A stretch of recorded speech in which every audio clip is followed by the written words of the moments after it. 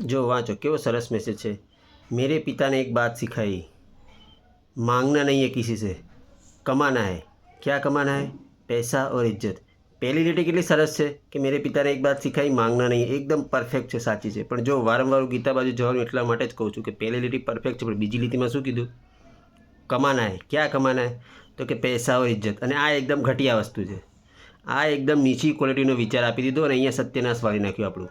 અહીંયા સત્યનાશ વાળી નાખ્યું. દ્રષ્ટાંત જુઓ, તમને આપું સરસ દ્રષ્ટાંત આપું. આનાથી સારું દ્રષ્ટાંત તમને મળશે જ નહીં કે શું કમાવવું જોઈએ. પિતાએ સલાહ તો આપી કમાવાની, પણ કમાવાની સલાહ, કેમ કે પિતાએ જ ગીતા વાંચી નહોતી, ગીતા વેદાંત વાંચી નહોતું, ઉપનિષદ વાંચી. એટલે પિતા સલાહ શું આપશે? આ જ આપશે ને જે પૈસાની જાય. પૈસાની ઇજ્જત કમાવાથી તમારું એન્ડ શું થાય છે જોઈ લો. સારામાં સારું દ્રષ્ટાંત યુધિષ્ઠિરનું લઈ લો.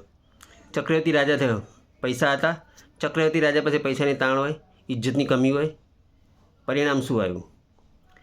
પરિણામ શું આવ્યું કે જુગારમાં જુગટું રમ્યા, એમાં પાંચેય ભાઈઓ ગુલામ થઈ ગયા, દ્રૌપદીનું વસ્ત્રાહરણ થઈ ગયું. પણ એના પિતાએ શું શીખવાડ્યું હતું ખબર છે? પાંડુ રાજાને શિક્ષા આપી હતી કે યુધિષ્ઠિર ધર્મ ના છોડતો. જીવનમાં ગમે તે મુશ્કેલી આવે, ગમે તે પરિસ્થિતિ આવે, પણ ધર્મનો સાથ છોડતો ને યુધિષ્ઠિર. આ એના પિતાની સલાહ હતી અને યુધિષ્ઠિર ધર્મ પકડી રાખ્યો. તો શું થયું? છેલ્લે પાંચેય ભાઈઓ જીવતા રહ્યા અને સુખી થયા. તો આ વસ્તુ કોણ શીખવાડે છે? ગીતા અને ઉપનિષદ શીખવાડે છે. આવા ફાલતુના વોટ્સઅપ શું શીખવાડે છે? આવા ફાલતુના વોટ્સઅપો શીખવાડે, આ ગેરમાર્ગે દોરે છે. એટલે જ હું આનો વિરોધ કરું છું. એટલે જ મેં આનું નામ શું આપ્યું છે? વોટ્સઅપ કચરા અભિયાન, સ્વચ્છતા અભિયાન. બરાબર છે? તો તમે મારો સાથ આપો અને એને